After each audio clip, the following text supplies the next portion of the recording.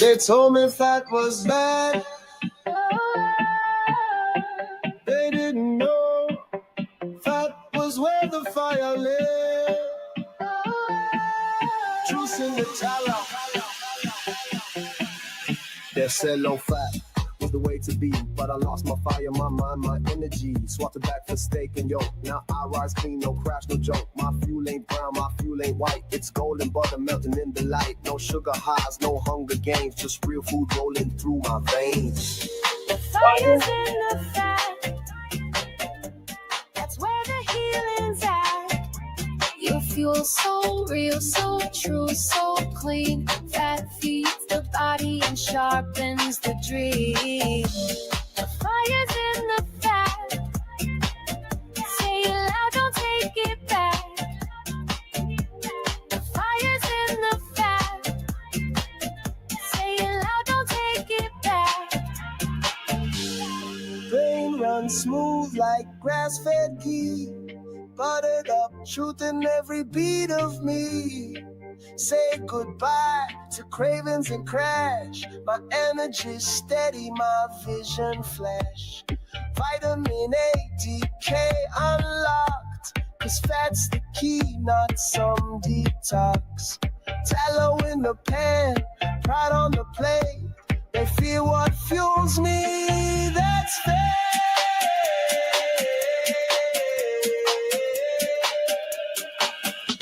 They said fat clothes, but it cleared my mind. They said fat kills, but it brought me back to life. They said fat clothes, but it cleared my mind. They said fat kills, but it brought me back to life. In the fat, don't fear what made you strong. It's spirit all along. The fire's in the fat. You feel it now, you're burning clean. Your truth that fueled and finally seen. Else is sick and fucking tired of seeing all the carnivore shit all over these fucking apps. No one cares if you only eat meat. Every single one of you have to identify by carnivore fucking Connie, carnivore Ken, whatever the fuck your name is, and you add carnivore to the end of it on your fucking bio is fucking weird. Weird. You're literally treating your diet like a fucking religion. A religion. A meat religion. Okay? Like, what in the absolute meat fuck is this shit? Your fucking boards with your eggs and your cheese and your fucking butter and your dates. Who cares? You can't shit. Your fiber intake is fucking zero, and you think you're just fucking trudging through life getting all healthy. Get the fuck out of here. No one cares. Your meat fucking ass, your meat farts, your meat sweats. No one wants to fucking hear about it.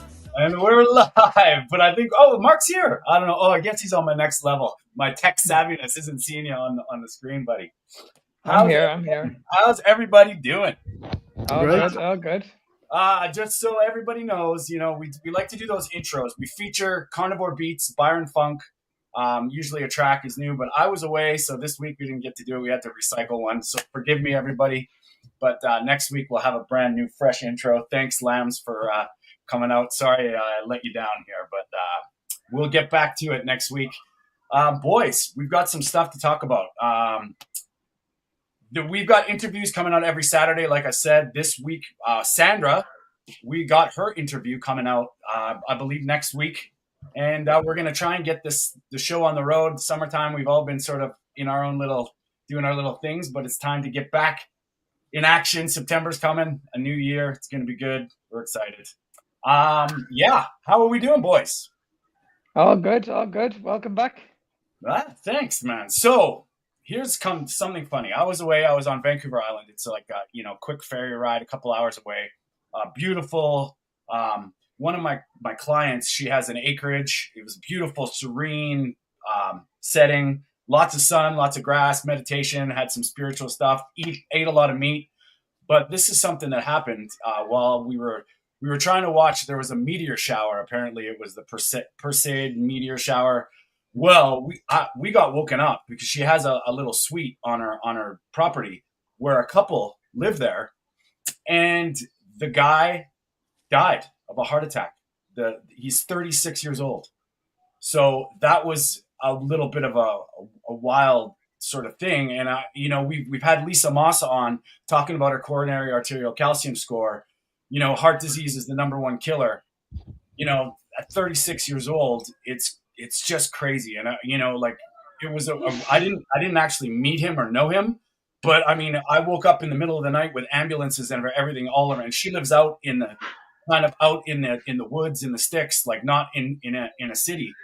And it was pretty wild, man. And, it just put a lot of things in perspective. Number one killer, 36 years old. My uncle just had a heart attack. We've all been, we've been. It's scary. It's scary. It's absolutely scary, isn't it? 36, that makes you wonder also how much has it to do with diet? Because at 36, to die from heart attack induced by diet, that's impressive if that's the case. Yeah. I imagine that there's a lot more happening on that point. Yeah. And I mean, I don't know the details. I know he wasn't healthy, but that just goes to show the statistics aren't lying. Statistically, one of three of us is going to die of a heart attack. And, if you can control anything, aside from genetic factors, I'm sure they have a part to play, all this bullshit, but it's time, man, because I don't think statistically the odds are stacked against us. And it's just, it goes to show that, my uncle, he's in his early 70s, but he was healthy. And in my opinion, I don't think healthy people have heart attacks. Rick's been trying a long time. Hi, Rick. How you doing, buddy? He's on the heart attack diet, still waiting for it. And, my uncle was, I would argue, probably plant-based, very, active. He wasn't a sedentary guy. So he would be the typical model of health and still has a heart attack. He had no high blood pressure. His cholesterol was fine. So this is stuff that's happening. And I think the awareness needs to be said, because I know I've had videos taken down when we talk about heart disease, and these are the issues that we get into. So that leads us into our first topic today, guys. And I know, Peter, we're going to get into your cycling trip. I don't know what you're planning on today, but I know you got something lined up. But let's deal with this first, because this kind of ties into a video that Mark made, and I think we can talk about this.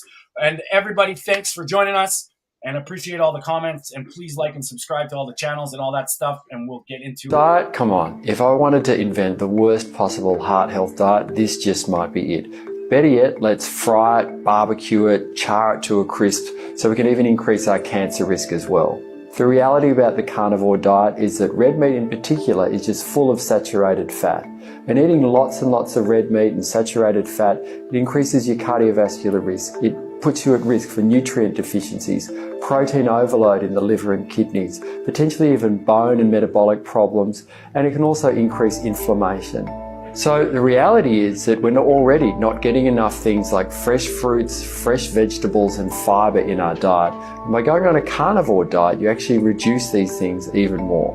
While in the short term you might be feeling great, think about what it's doing to your long-term health. So, well, let's address this. First of all, it's wild how this guy is. I mean, I'd be curious to know, Mark, how many views that actual real clip got, because we're finding, like, in the carnivore space, aside from all the big heavy guys, the Bakers, the Chafees, and like, they're established. We know their presence is established, but smaller channels. And we just had an interview, which is going to come out later, with Michael Fine at Ancestrally Healed, and he was talking about some of the stuff, his content. I don't want to say the word shadow and then the other thing, just in case the algorithm hears us, but it seems that we're getting repressed with our content. And Mark, I know you felt that a little bit. Peter, you're coming up in a different way with the stuff that you talk. You don't really talk about as much controversial stuff, but I think that there's a very big push against smaller, people that are trying to be an ambassador for this way of eating. It's clear that that's a mainstream narrative. But the people that don't speak like that, because you talk to cardiologists, like we've got Malcolm Kendrick coming up, which we're going to talk to. He wrote the book, The Clot Thickens, has a different theory on this.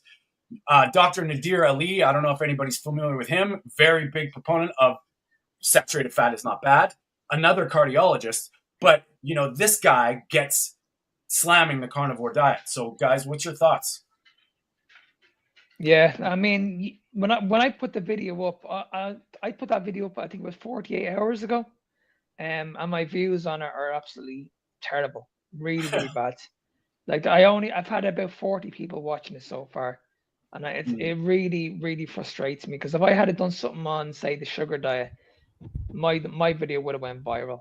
And when I put it up, I made it clear that I wasn't going to speak on it. I just said, right, I'll just go through the comments, look at all these comments. This is all the proof that you need. So I put about 10 comments on the video. Every single person was saying that the carnivore diet has changed their life. Yeah. So when you mentioned at the very, very beginning, Tony, about heart disease being the #1 killer in the world, and you talked about being healthy, I would like to ask these people, what do you guys class as healthy? Because from what I see is people have this in their heads that if you look at someone and have a six-pack, they're automatically healthy. But they have no idea what visceral fat is around your organs. And this is the big problem that we're seeing at the moment.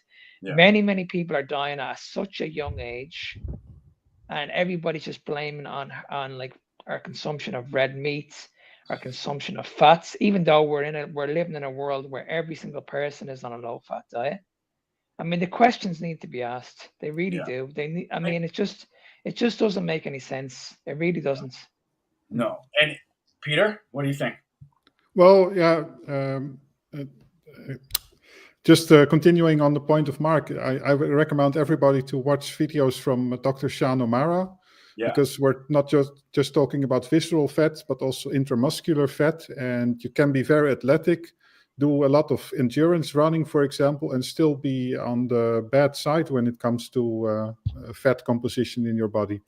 And coming back to what you talked about, Tony, I think that a lot that we have to deal with in terms of broadcasting our message is the problem that we have to deal with an algorithm that is fit to the mainstream message. So it's not necessarily only shadow banning, I think. I think it also has to do with the fact that a lot of people, by all this conditioning, are not waiting for our message in a way. So it's very difficult to compose a video that is appealing to people while not. So it can be controversial. So a lot of people in the end will be agreeing with your message when it comes to the big C, for example. And somehow people have to be prepared a little bit. And I don't know the answer to it. So I don't know how to condition people, because you can tell them to right away watch a video from, what's the guy on, I forgot his name, Dr. Siegfried. Yeah. But it's too high level for people to dive into immediately. And there are some nice documentaries. I think there was what was it called? Cancer Revolution or something like that?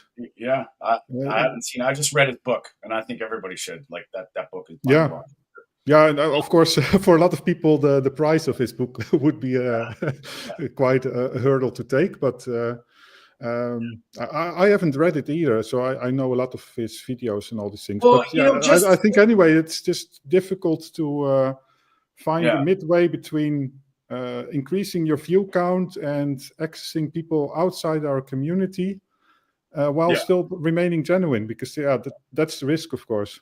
Yeah, and Lambs, just a shout out to you, my man. Like he sent me on a few. He sent me a few people to follow. Dr. Sam Bailey, interesting stuff. And there was a doctor that he recommended to me, like to follow. I think his name's Tom Cowan. Lambs, if you can give me I think his name is Tom Cowan. I mean, anyway, I binged it, and his idea on the heart and what high blood pressure is mind blowing, and it's a different outlook. And he's saying basically, okay, you have high blood pressure. Is it a good idea to lower it with drugs when your body is telling you something?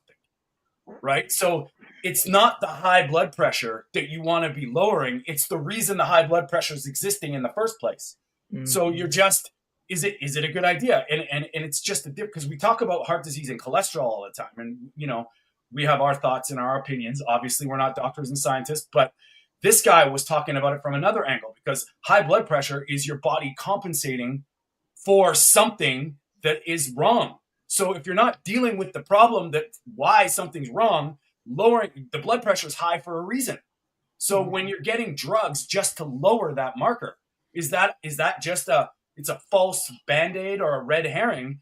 Because clearly the statistics, we're doing all the things, you know, like you said, Mark, low fat, everybody's on a plant-based program. And yet cholesterol doesn't seem to be a factor we know, because we often deal with a lot of people with high LDL cholesterol, and the high blood pressure. That's the risk factor. So they put you on drugs for those two things. Yet Corey made a good point there. If they tell you take works, why is everyone still sick? So why are the stats still going up? Ben Bigman and hyperinsulinemia, because blood pressure and LDL cholesterol, both of them, well, the blood pressure is a symptom most of the times of hyperinsulinemia, and high LDL, I think, is only really bad in the context of metabolic syndrome if things are not working properly. And there's a lot of LDL and triglycerides floating around that your body doesn't use, or your cells don't want to use it. I remember this empty pizza box parallel by Nick Norwich. And I think the idea was that normally you would see a lot of pizza boxes distributed like normal houses. They deliver pizza boxes and people eat them, and they'll be left with empty pizza boxes.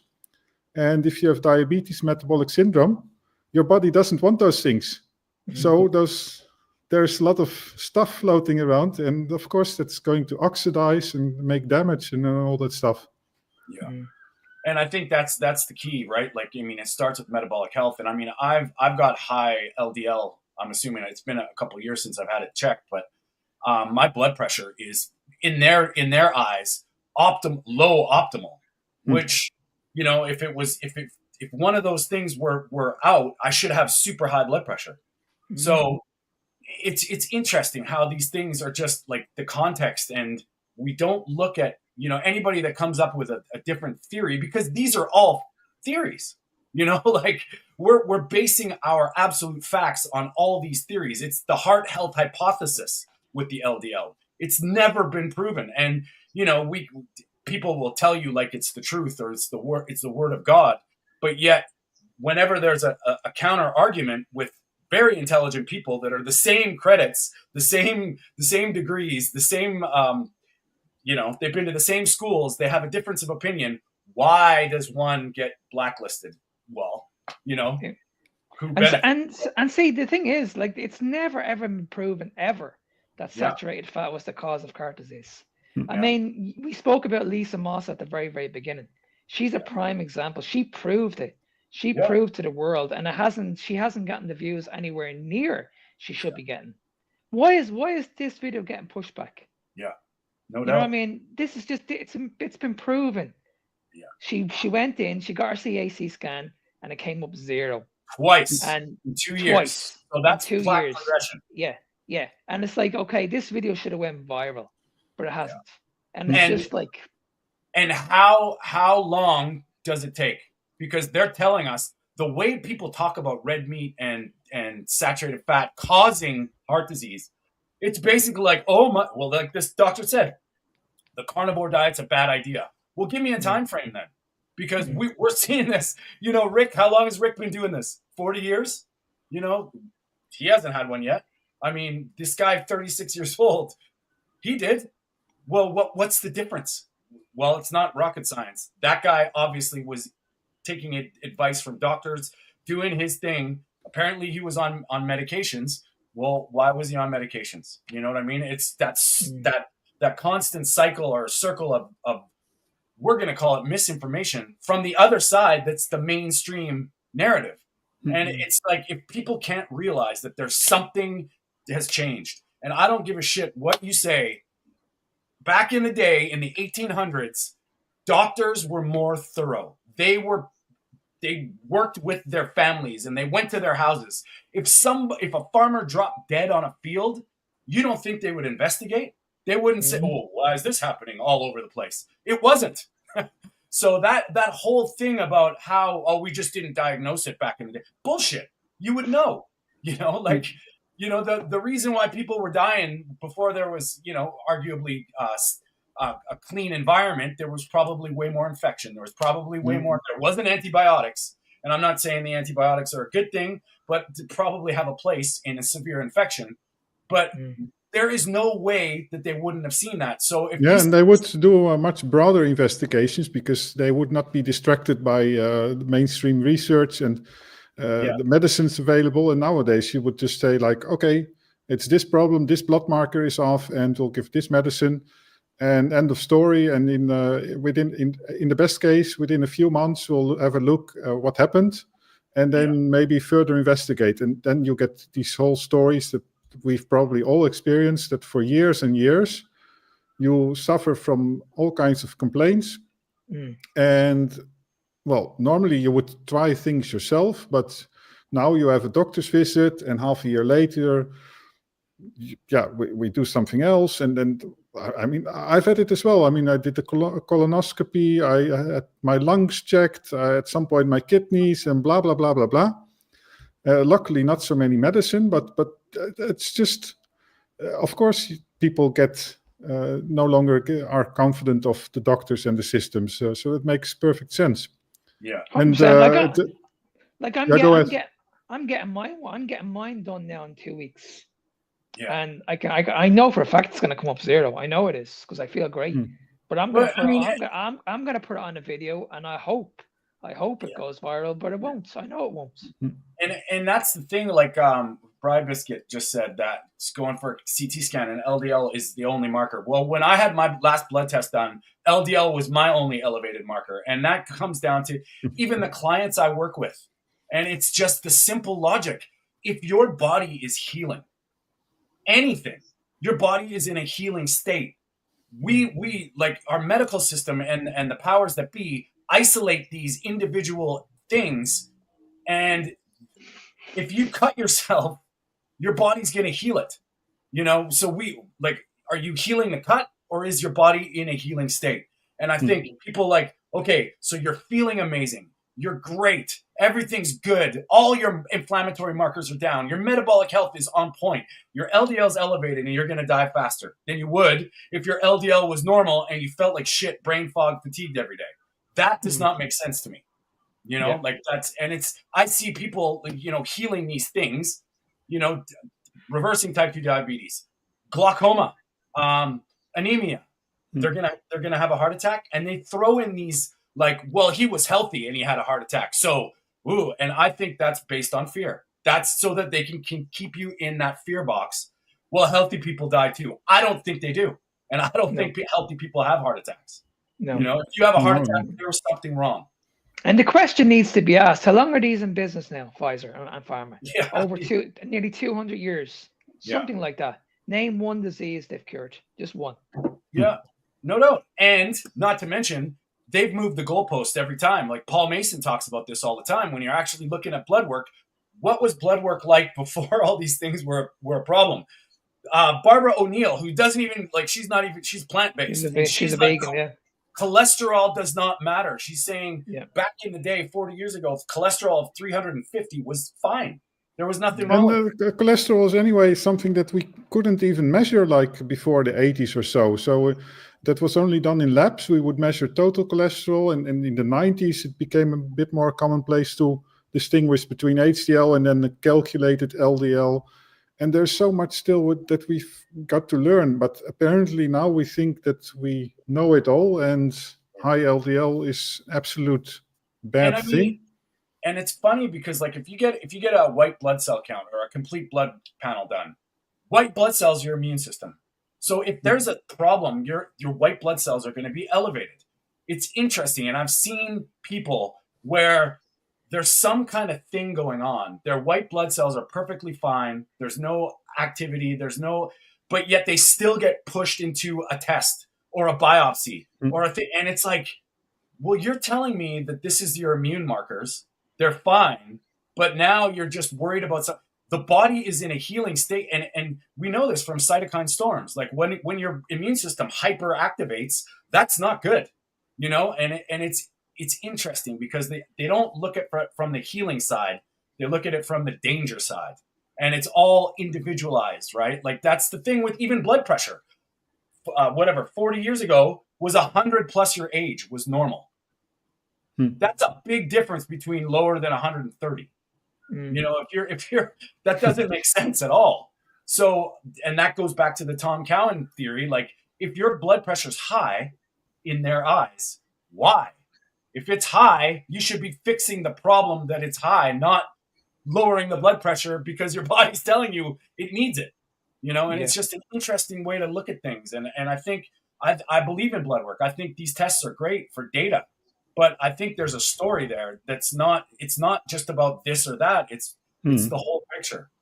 And I mean, Sean Baker says this all the time. If you're feeling good today, the best thing you can do is it's pretty good chance you're going to be feeling good tomorrow. If you start feeling bad or start feeling symptoms and they're getting worse, you probably should figure it out. But if you're feeling amazing, why would you need drugs? Why? It doesn't make sense. Exactly. Yeah. And that's where it all comes down to, doesn't it? It's like you can't tell me what's not working if I feel great. At the end of the day, you've got to listen to me eventually. And then we talk about follow the money, and you think, why do they want you on lifestyle medication without dealing with your lifestyle? That does not make sense.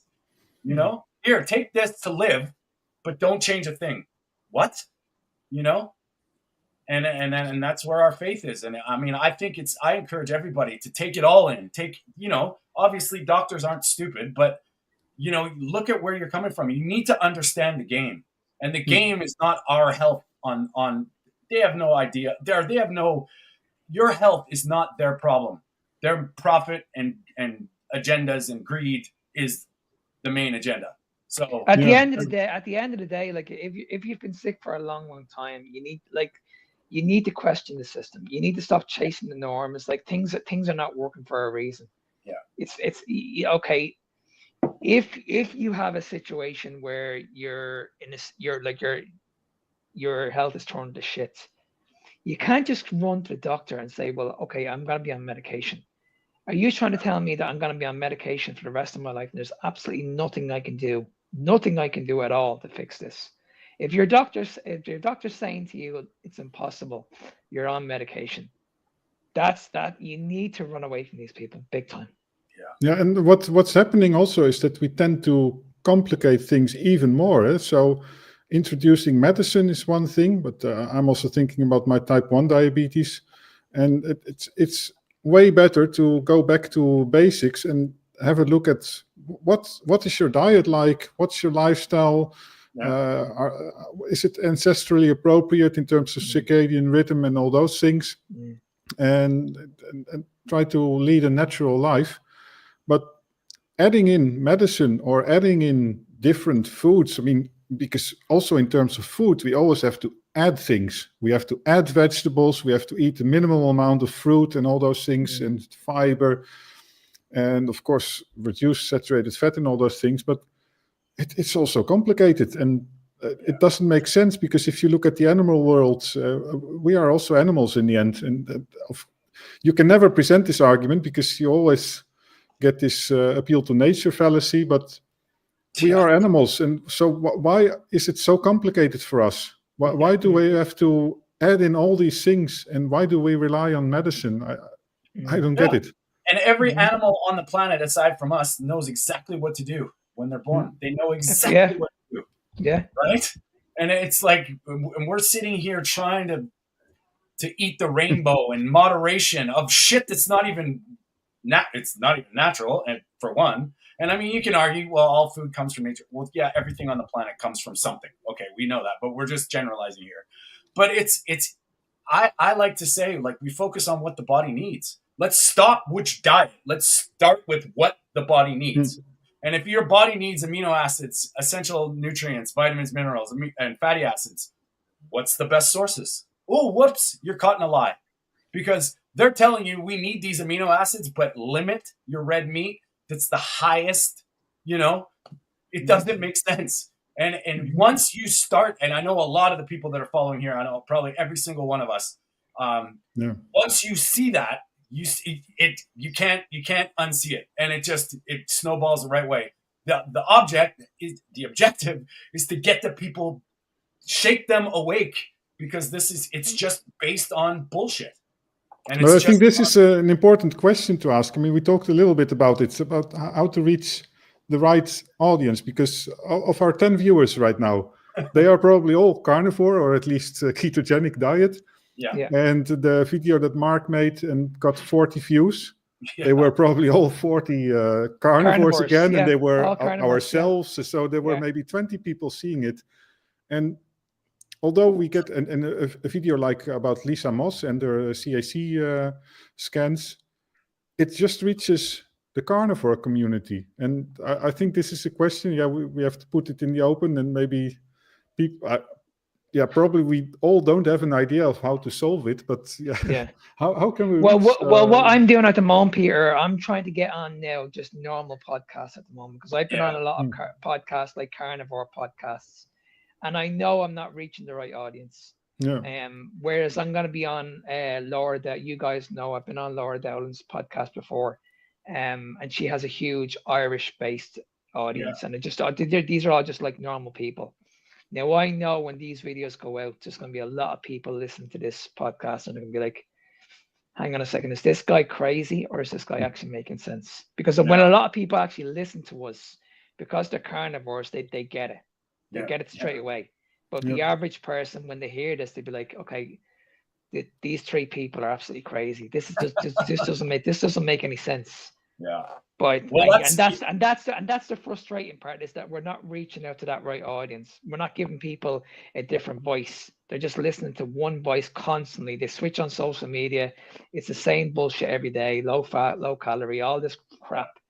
I mean, everybody's doing this, but yet their health is turned to shit. Yeah, we have to get out of our comfort zones, probably. Yeah? So go into these shows indeed with critical interviewers. Maybe also, search the audience on TikTok and Instagram that's a bit aggressive and sometimes maybe even verbally abusive, but at least. Well, it's funny because I've tried that and I get strikes. So do I. I'm the same. I'm the same. Yeah. I got told off TikTok that I can't be giving out about people. Yeah. Like if I call out someone, I get like I get messages like behavior issues and stuff like that. I tried to put a picture on Facebook with feet on a scale, and they told me it was body shaming. Like feet on a scale. And it's like, what? And like it's just you know what comes up on my one? Every time I mention eating disorder, it gets shut down straight away. Yeah, they don't want us to know. Speaking of that segues us into the next thing. Before we get into Peter's excellent adventure, we'll deal with this because it ties right into it. Again, some advice. I actually felt like I'm not dieting. It is the only time that I have felt like I don't have to sacrifice everything that I love in order to lose. Oh, sorry. I lost over 70 pounds, and I will die on the hill that a calorie deficit is the best way to lose weight. And I'm not even just saying that because it's scientifically proven, but I personally, as somebody who has dieted what feels like my entire life on and off, tried every single diet in the book, I can tell you right now that eating in a calorie deficit is the first time in my life that I've actually been able to lose the weight, 70 pounds, and keep it off. It is the only time that I've actually felt like I'm not dieting. It is the only time that I have felt like I don't have to sacrifice everything that I love in order to lose weight. It is the first time that I'm able to go out and enjoy a drink with friends, that I'm able to go out and enjoy a meal with friends. It's the first time that I've been able to hit the drive-thru all the time and still lose weight month after month after month. But diet culture has been pushing us this agenda, these packaged little slim fast, keto this, Weight Watchers that, BS for so long because it makes money. Because it makes money, which I get. I have a cookbook, okay? Like, I get it. Like, maybe I'm part of the problem. The problem is people telling you that you have to give up the foods that you love in order to lose weight. The problem is people telling you that you have to do some sort of crazy point system in order to lose weight. You know what Weight Watchers is? It's a calorie deficit packaged to you in a different way where they're making up imaginary. Okay, enough, buddy, enough. Mark. Yeah, it's enough. Okay. Oh my God. People like that give you a headache, don't they? First of all, every diet in the book. How old are you? Like, you know, like, just she just assumes that everybody's just the same as this person. She just assumes everybody in the world. You just need to be on a low calorie diet. It works for me. It's gonna work for you. Yeah. Listen. I've been there. I know. Trust me. I've done the low calorie diet. And then it's like, and then you can eat all the fast food you want. It doesn't really make sense when you're, you know, like you want to get Taco Bell for nutrition. Then you know that's your prerogative. But yeah. Well, sure. I'm sure you get this a lot, Tony.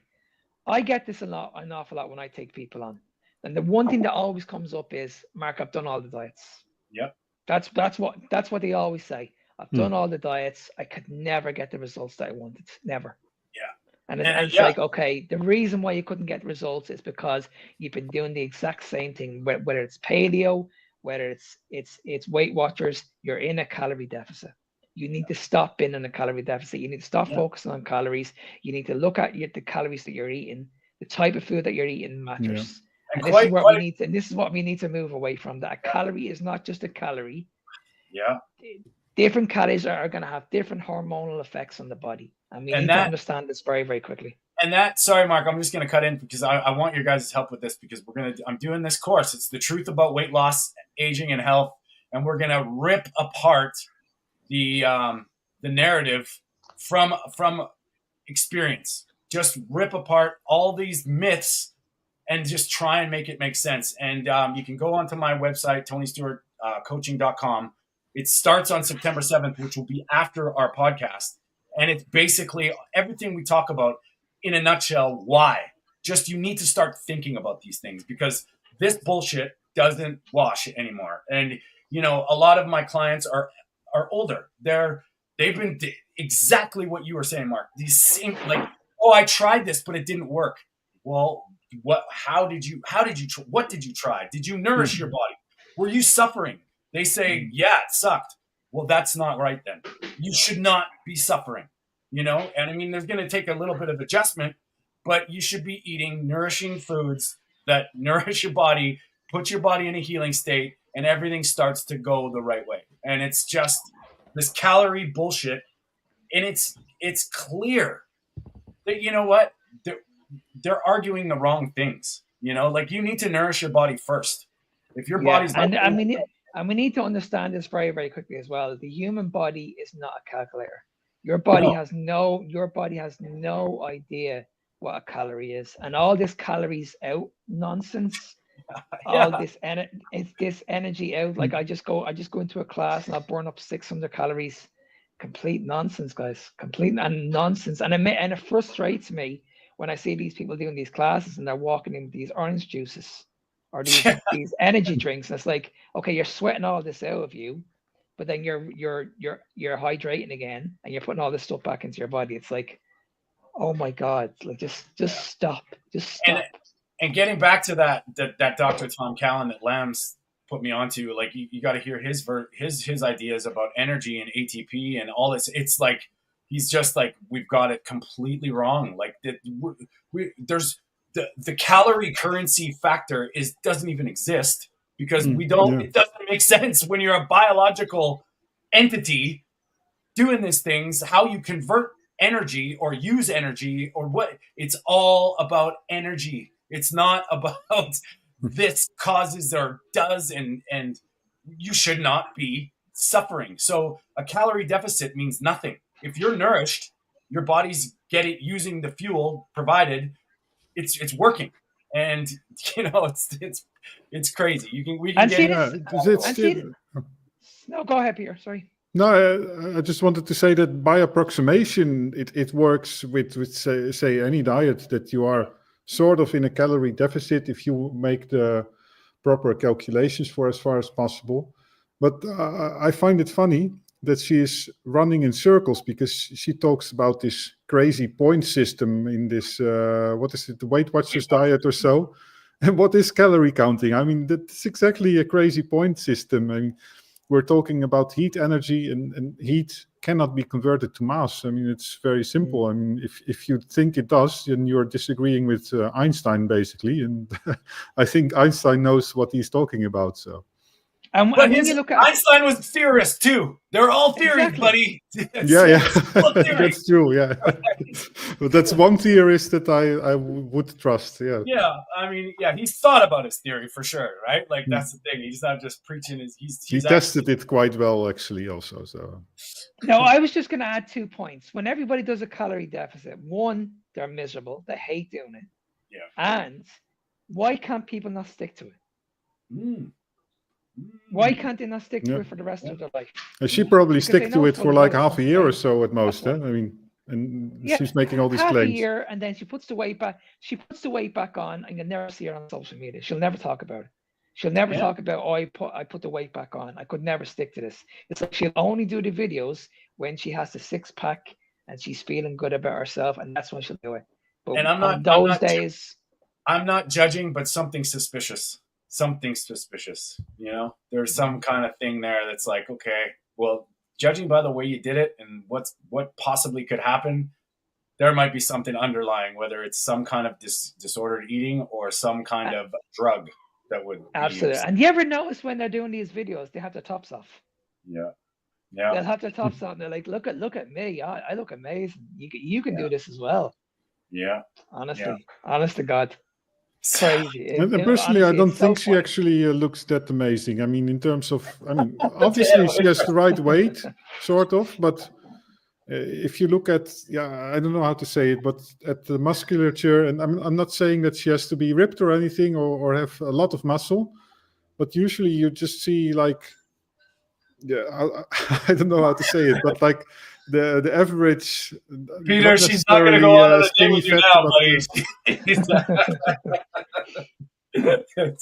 I love it, buddy. But you're right, Peter. Like you're right, and I mean, we look at people all the time, and it's, you know, it's weird how we see carnivores, how they just look fully human.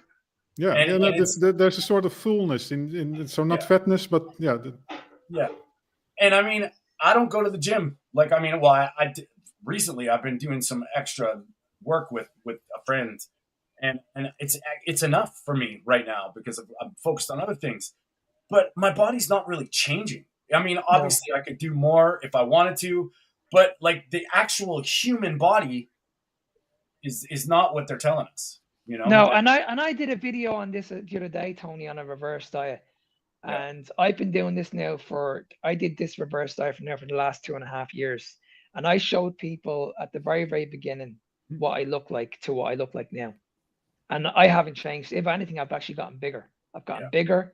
My muscles are getting bigger. I still walk around with 6-pack. I haven't gained any fat whatsoever. Yeah. Now, if we're going by caloric intake, I can tell you right now, in that two years, I'm probably up nearly about 2.5, maybe 3,000 calories easily. Like I think at the very, very beginning, I was on around 160, maybe 180, 160 protein, 180 fat. And that's when I got really, really lean. I was walking around with like 6% body fat. I had veins in my lower abs. Yeah. I was shredded, right? Shredded. My protein intake now is around maybe 260, probably higher. Wow. And I'm eating well over 400 grams of fat. And how do you feel on it, Mark? I mean, I would imagine that you feel even better now. I feel strong. I feel powerful. I feel amazing. I feel bigger. It's great walking around when your arms are hugging the sleeves and you're wearing your t-shirts, and you just feel good about yourself. You feel confident, and that's something that I never had. I never had that body confidence, but now I do. Well, boys, because I was always chasing the number. I was always chasing the number on the scales. I never had that food freedom. I was always chasing, okay, I need to be perfect. Whereas now, I'm happy. I'm really happy now. I hear you, because Mark, I used to wear an XL, like an extra large. I'm 5'7", an XL, extra large shit. Now I'm a medium, and it's nice and it fits well, and it's like just that alone. And I'm telling you, like, I eat way more now. You know, I can eat almost 3 pounds of meat in one meal.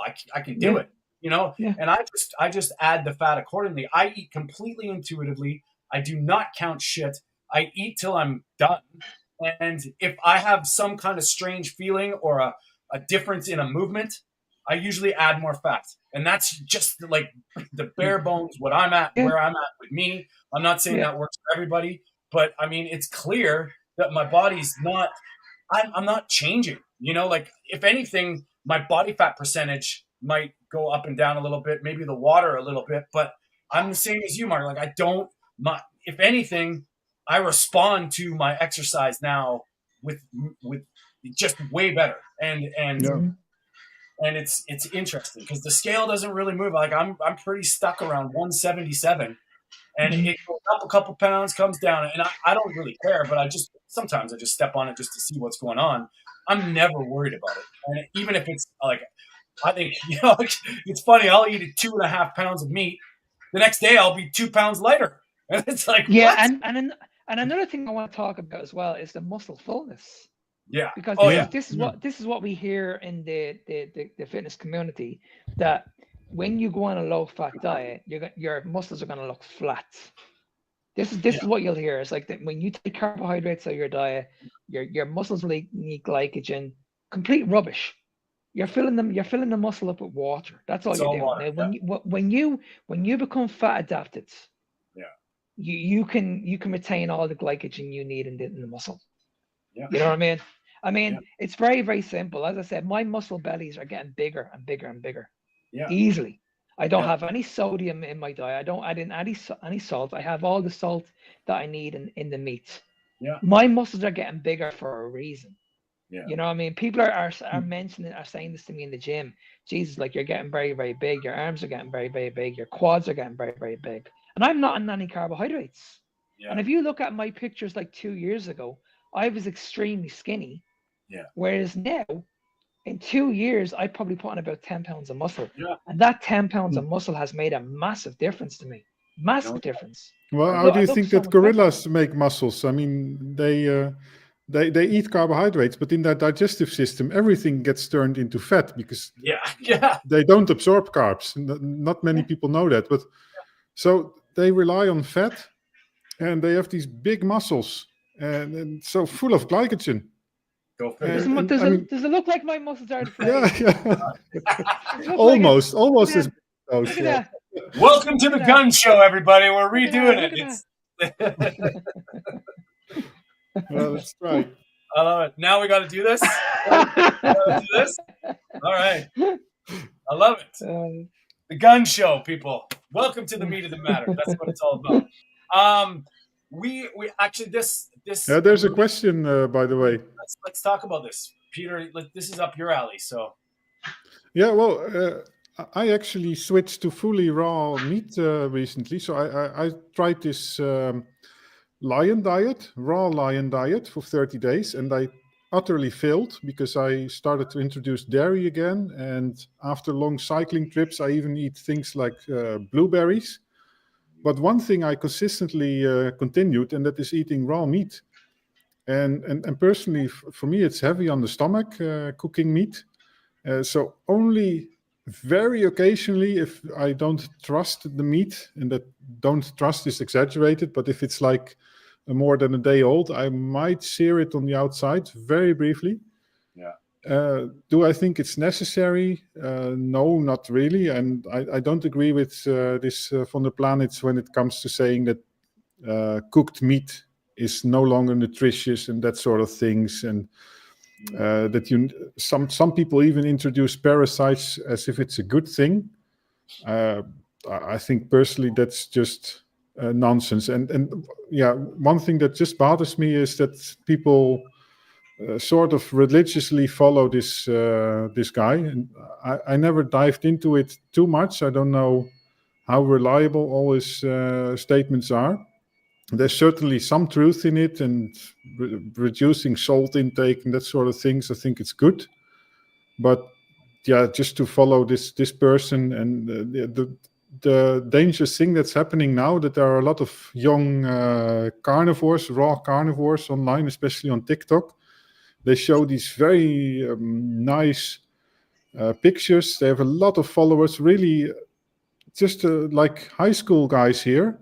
And they have like 100,000 followers, and they get like 1 out of 10 like percentage on these videos where they show this raw meat on a wooden plate and the raw dairy. And yeah, it's you'll get that sort of behavior, and people think that it's necessary to do these things. They'll start saying that the normal carnivore diet is fake carnivore diet, and that I think if you want to try it. I think everybody's got there might be a specific or a certain thing that someone might gravitate to. If it makes you feel good, do it. And I agree with you, Peter. I don't think cooking it, like, within reason. I mean, we extract stuff from meat stock and bone broth. There's nutrition there. There's nutrients. That's undeniable. But I mean, I eat raw from time to time because my girl, she does. So I do once in a while. I find it the opposite, Peter. I find I get more full with raw meat than I do with cooked meat. But that's me. And I mean, I don't care. I don't count it or anything. I think I can eat more if it's cooked. So yeah, that's saying the exact same. So I can eat less raw meat and be fuller quickly. But I find I don't have, like, I like the flavor of a seared steak, and I eat it pretty rare, like not very cooked, but it just changes the flavor. And some days I gravitate towards it. Some days it's like, no, I feel like a but I mean, there's a difference between cast iron, barbecuing. Like, all of them bring different flavors, and I don't ever do one thing all the time. It's always kind of different. And for me, I guess that's my limited variety right there. Like, me too. I would never want to miss out fully on that thing. Yeah. I mean, it's taste-wise, it's super to have a barbecue meat and that sort of stuff. And some days I like roasts. Like, I just eat a whole roast. It's like what a roast used to be for a family dinner now, man. It's not. Yeah, it wouldn't last long. And if there was 6 of me at the table, no way. But Lambs mentioned a thing. I'll kind of get your thoughts on this, Mark. But creatine. For me, creatine. I mean, I don't see they're it's obvious. It's been one of the most tested, true things for in the gym culture. But my opinion on creatine actually is more for energy. It's actually, there's so much more to creatine than just muscle growth. And I think when we're on carnivores, and of course this is my opinion, I don't think we need to supplement creatine for muscle growth when you're eating a rich creatine dense diet. For some people that aren't full carnivore or not eating a lot of meat, I think that's like, it could be a game changer for sure. But I mean, I think that's something, I don't think it's necessarily bad. And I've actually heard some people talk about like mega dosing creatine for energy, for actual, and they feel better. But just if anybody's going to think about creatine, just remember it does pull water and it can dehydrate you. So be aware of that too. And I wouldn't, just go with that's my opinion. Mark, what do you think? Yeah, I agree with you, Tony. It's probably the most scientific supplement on the market. It's been proven many times. It can help with endurance. It can help with muscle build and stuff like that. For me personally, I think you can get all the creatine that you need in red meats. I think if you're on a high red meat diet, you don't need any creatine at all. That's not to say that if you want to add it in, by all means add it in. But I just think you'll be saving yourself more money by just eating red meats. Yeah, I tried it a couple of years ago, and I didn't really notice a difference. And at that time, I was a lot more physically active, and I was like, it just didn't do, like, I didn't notice a difference. And I mean, I think somebody who's not on specifically an animal-based diet would probably see a huge difference. Yeah. Yeah. Well, I'm eating creatine, supplementing creatine, also like 20 grams a day now, because You are? yeah, and Awesome. I Awesome. do think I see some benefit mentally. So also when you have sleep deprivation, and then it can help particularly to increase mental performance. And But you're more of an endurance athlete, Peter. So you're like you're on the go, like your cycling is quite intense. So someone like you, it could benefit. Someone like an athlete, a footballer, someone that's constantly moving, someone who's a bodybuilder, it can have huge benefits.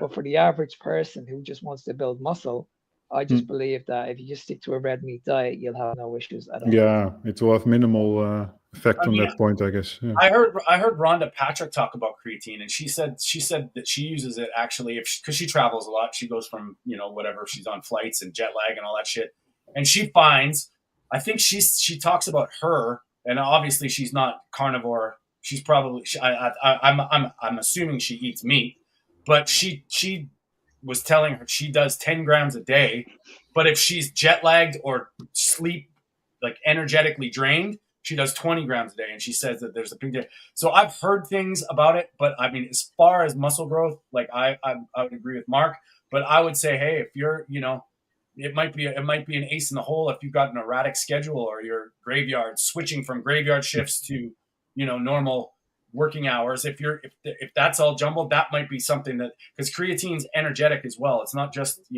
we in the fitness or health space, we think creatine muscle.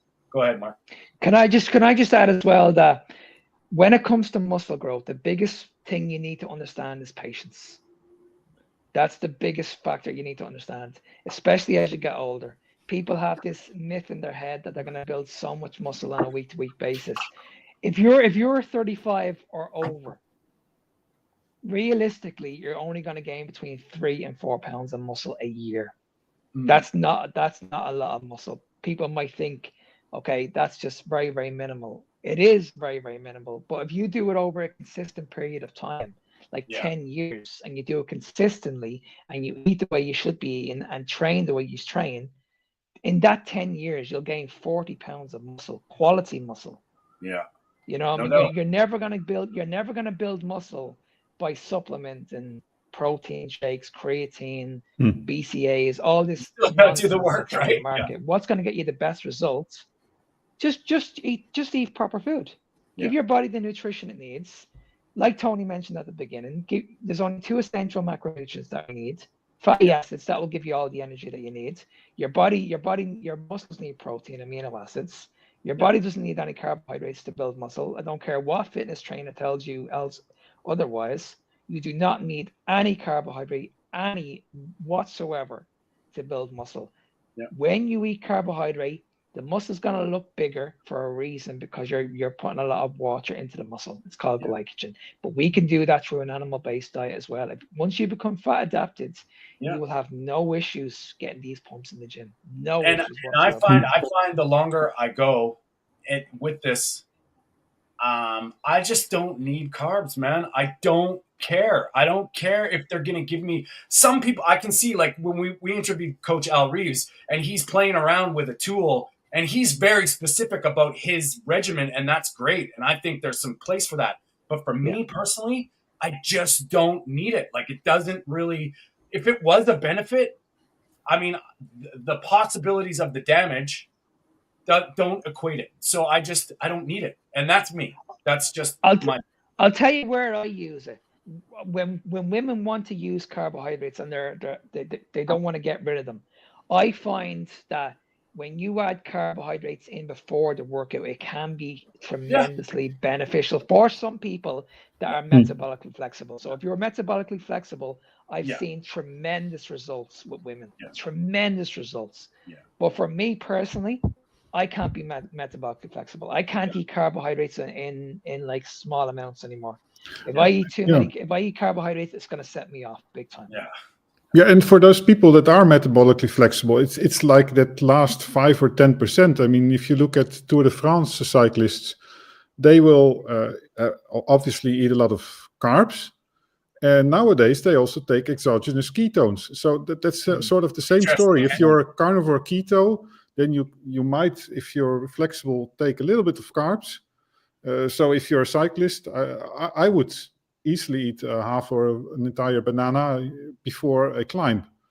And the Tour de France cyclists are doing the exact opposite. They are eating carbs and they take these exogenous ketones to improve to boost their performance. Well, boys, we gotta move because I know Peter's got something to say. I don't know what he's doing, but yeah, that ties into this topic. He's not weird. Slamming it right in there, boys.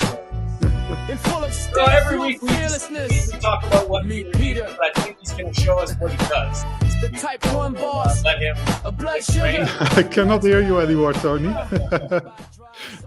Every week we listen to or we hear what Peter eats, but this week we are going to hear what he does. I think if I can see what's going on. So, Peter. Yeah, so this is going to be a scary story. I actually did what the Tour de France cyclists normally do, because in 2 weeks, a little less than 2 weeks, I'll be doing a very long cycling ride, multiple days, without carbs, of course. And now, for one time, I tried to do carb loading again, but then the carnivore way, of course. So with raw milk, and my task yesterday was to go 100 kilometers in 3 hours. And I think a normal Tour de France cyclist would probably eat 100 grams of carbs easily per hour. So I didn't do that because I'm not used to it anymore. But still, instead of drinking water, I only drank raw milk. And it's quite an experiment as a type 1 diabetic, so I'm not recommending to do it, but with this I want to illustrate people what not to do, and you'll see in a moment why. And this is what I did in the past, actually, eating a lot of sugar during my cycling rides, and it can work, but I think it's quite damaging, what we talked about a moment ago. So this is what I drank. Cola hydrating. Yeah, cool hydrating. they were cool. We're gonna have to do what Peter speaks soon, and yes, koolhydraten. But anyway, yeah, you can see it here. Apart from the Dutch, so I consumed 175 grams of carbohydrates in the form of 4 liters of milk, because I had to hydrate myself, of course. So normally I would drink, I don't know. If with this intense exercise, I would drink easily 1 liter of water per hour. So now I drank a bit more than that, but 1 liter of milk per hour, let's say. Milk, and buttermilk actually also as well. Geez, right which on. Is fully loaded, buddy. You're getting the full fat, fully loaded. At the end of the day, they only had buttermilk. There was no normal milk left, but. So that's how it looked like. I filled it, I put it in the bottles and went to cycling. And this is what happened with my blood glucose. Okay. I wasn't happy with it. So I was continuously injecting insulin. Yeah. I think I injected like 3 units of insulin, and that's almost like what I inject for a carnivore meal. And mind you, I was exercising here. So on a keto diet, normally I wouldn't inject anything at all. I would just rely on a very small basal insulin dose. Yeah. And my sugars would easily stay below this yellow line, which is about 140 milligrams per deciliter. Yeah. Now it went up all the way up to 180 sometimes. And this is considered in range for type 1 diabetics. So that's really crazy, right? It's a diabetic is allowed to have these type of fluctuations. And here I'm doing all crazy stuff with exercise and a lot of carbohydrates. So actually, if you follow a relatively normal diet, without many carbs, if you restrict it to 50, even 100 grams of carbs per day, Yeah. you shouldn't have these type of fluctuations, because you are not messing around with all these complicated things, large amounts of insulin and fast-acting glucose, fast-acting insulin. Life becomes simpler. So, I mean, I enjoyed my ride. So it actually boosted my performance a little bit, because you get this mental boost that we talked about, this last 5 or 10%. But yeah, it's disaster. You're like, your N of 1 is very large, my friend. I love it. Like, Yeah. It's just really cool to see, because, like, for people that don't realize that you have to be aware of this stuff. And this is, we can relate it. Obviously, Mark and I are not type 1 diabetic, but you can see the blood sugar swings and all the stuff happening, and wow, that's pretty crazy. And for non-diabetics, it's the same story, because your pancreas is still excreting all this insulin to compensate for it. And one thing in type 1 diabetics is called this concept of peripheral insulin resistance. And that's the fact that your insulin levels are elevated in the rest of your body, because and that's what's happening with normal cyclists as well. They have to have a continuous elevated insulin level to absorb this extra glucose. I mean, no doubt it will give some performance boost in a way, because you'll have extra transport channels probably for the glucose to be pushed into the muscles. But if you're fat adapted, you probably don't need it, because you'll have the fat metabolism, and you'll have also the non-insulinemic transport of glucose and glycogen. Wow. So yeah, it's just bad also for non-diabetics. Yeah. Can I ask a question, buddy? Were you thirsty? Did you drink any water, or was it just all milk? No, all milk. And I mean, it hydrates, right?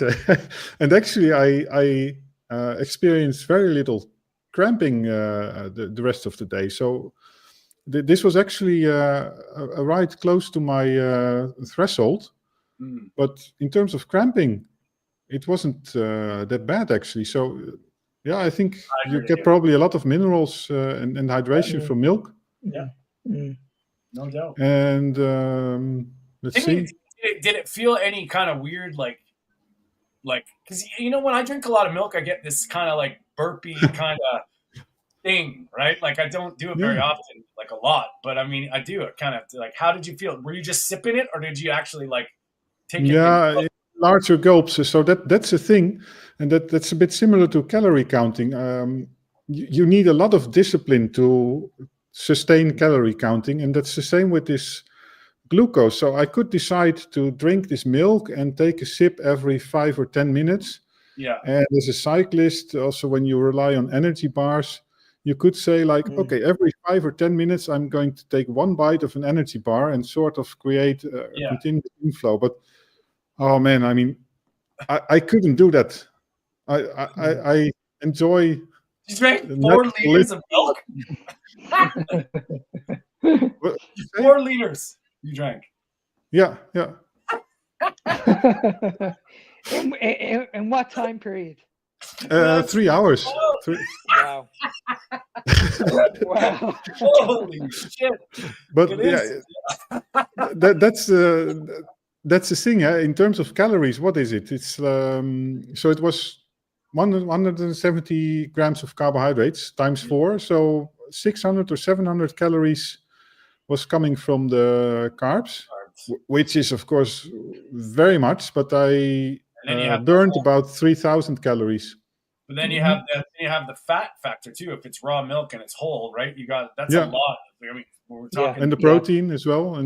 But this is, I think you could still call it low carb almost, because out of the 3,000, it's 20%. And it's balancing everything out. Yeah. Wow. But of course, I mean, we're kidding here, because people, please, if you want some good advice, send me a message or so. But so I'm talking a lot of, I'm showing how you shouldn't do it. I'm if you want to know how to do it, contact me. Buddy. Like, what? It's like, you should have just. You know, oh, how was your? Okay, I gotta ask. Let's talk some shit. How was your movements after? Sorry, my headphone went out. But... How was your movements after? Oh, those movements. Good. Yeah, I think they were good. Yeah. So you weren't constipated. No. Well, it's better than cheese. So yeah. That's awesome, buddy. That's awesome. Amazing, amazing. But yeah, I mean, yeah, I'm not going to do this type of experiments too often anymore. But I enjoyed it anyway. Well, no, that's it's kind of and yeah, just one final thing about it is that what I do notice that after this experiment, I feel more the urge to eat carbs. So I did take some yogurt afterwards and some blueberries. So that's really a slippery slope. Interesting. And yeah, so I usually don't crave it. So also if I eat it once in a while, but this was really much. See, when you're mixing that intensity, that type of training, and you're mixing that with carbohydrates, your blood sugars are going in this direction hugely. Yeah. And that's what we see with people in classes. That's why when they come out of these classes, they're craving more of it. They're out of control. They go home, they raid the fridge because your blood sugars are massively elevated, especially after cardio. And I think that's a very good point, Peter, is knowing that has changed your brain physiologically to crave stuff. Like that is because I mean, I can recognize it now, and it's taken a long time to realize like holy shit, these things, these little things that you do affect the way you're thinking. And whether you want to argue with your microbiomes or like just jumping alive, like, ooh, we haven't had this for a while, let's get more. But it's clear. And that's the problem we have with calories and sugar diet and this sugar diet bullshit and all this stuff. They're not taking in consideration your physical dependency for sugar, your brain's physical dependency. Yeah. And some people that are metabolically flexible, if that little bit of carbohydrates drives you to start like indulging in a bunch of shit, well, it doesn't matter if they're good or bad. For you, they're not good. And I think that's the stuff that we don't really talk about the nuance. Yeah, and it's so tricky because in this run, I'm not sure if I showed it, but I actually set a record in terms of power output during the first hour. And no doubt the carbs helped a little bit, but it can be very dangerous to think then if I would train a few more times like this, I would easily start to think that I need those things to reach that performance. And that's not true because I reached the same performance close to it about a year ago. And it has a lot to do also with level of training and those things. So it's so easy to think that you would need carbs to do it at some point. Yeah, 100%. Yeah. And the funny thing is, you guys, like we all know this, but if you look on paper, it kind of makes sense. But that doesn't take in your life and your situation factors and how dependent and how your metabolism is. There's so many other factors than just numbers on a page, and that's where I think you can talk logic all you want, but if you're not feeling it or things are going wrong, well, if you're disciplined enough to do what Peter did and actually have a very objective viewpoint on it, then I'm all for it. I like the N of 1 stuff.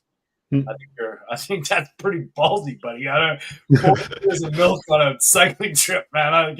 I can't even imagine drinking 2 liters of milk like in an hour. Well, if you look at Nick Norwich, I think he's putting his body through a lot more stress than I am. So I did it one time, but Nick Norwich does these things like for weeks.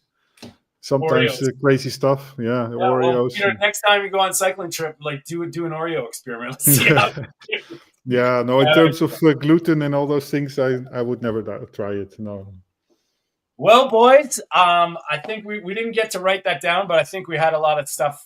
Next week, we're going to get into write that down because we got a really good video that Mark produced, but I think we're running long on time.